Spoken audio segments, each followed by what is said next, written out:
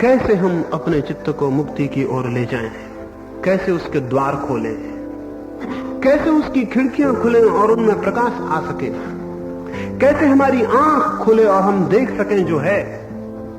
जब भी हम कुछ मान लेते हैं तो हमारी आंख पर एक पर्दा पड़ जाता है और हम उसे देख नहीं पाते जो है, बल्कि उसे देखने लगते हैं जिसे हम मानते हैं। लोगों ने कृष्ण के दर्शन किए हैं, राम के दर्शन किए हैं, क्राइस्ट के दर्शन किए हैं, बुद्ध के दर्शन किए हैं। ये दर्शन हो सकते हैं अगर हम किसी बात को मान लें, विश्वास कर लें, आग्रह पूर्वक चित्त में उसे ग्रहण कर लें और फिर निरंतर उसका स्मरण करें और निरंतर उसका विचार करें और अपने को आत्म सम्मोहित कर लें। उपवास से और तप से, निरंतर चिंतन और मनन से, निरंतर विचार और विश्वास से अगर हम अपने को पूरा का पूरा ग्रसित कर लें तो हमें दर्शन हो सकते हैं।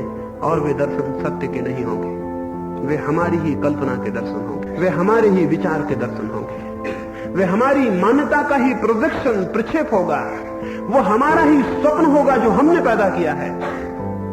इसलिए दुनिया में अलग अलग धर्मों के लोग अलग अलग ढंग से दर्शन कर लेते हैं, वे दर्शन वास्तविक नहीं। वास्तविक दर्शन के लिए तो जरूरी है परमात्मा जैसा है उसे जानने के लिए, सत्य जैसा है उसे जानने के लिए तो जरूरी है हम अपनी सारी कल्पनाओं को और धारणाओं को छोड़ दें, हमारी सारी कल्पनाएं शून्य हो जाएं, हमारे सारे विचार विलीन हो जाएं, हमारे अपने भीतर कोई मान्यता ना हो और फिर हम देख सकें। मान्यता शून्य जो दर्शन है वो तो सत्य का दर्शन है।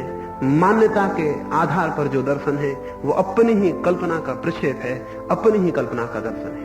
इस तरह का दर्शन धार्मिक दर्शन नहीं है, इस तरह का दर्शन एक मानसिक कल्पना और स्वप्न का दर्शन है। ये अनुभूति वास्तविक नहीं है, ये अनुभूति तैयार की हुई, बनाई गई, अपने ही मन से सृष्ट है, हमने ही उसे निर्मित किया है। और दुनिया में बहुत लोगों ने इस भांति परमात्मा के दर्शन किए हैं, वे परमात्मा के दर्शन नहीं है, क्योंकि परमात्मा का कोई रूप नहीं है और उसका कोई आकार नहीं है और सत्य की कोई मूर्ति नहीं है और सत्य के कोई गुण नहीं है। उस सत्य को जो समस्त में व्याप्त है जानने के लिए मुझे परिपूर्ण रूप से शांत और शून्य हो जाना जरूरी है। अगर मेरा चित्त बिल्कुल निर्विकल्प हो, शांत और सरल हो, अगर मेरे चित्त में कोई विचार न बहते हो, कोई कल्पनाएं न उठती हो, अगर मेरा चित्त बिल्कुल ही मौन हो, तो उस मौन में मैं किसे जानूंगा?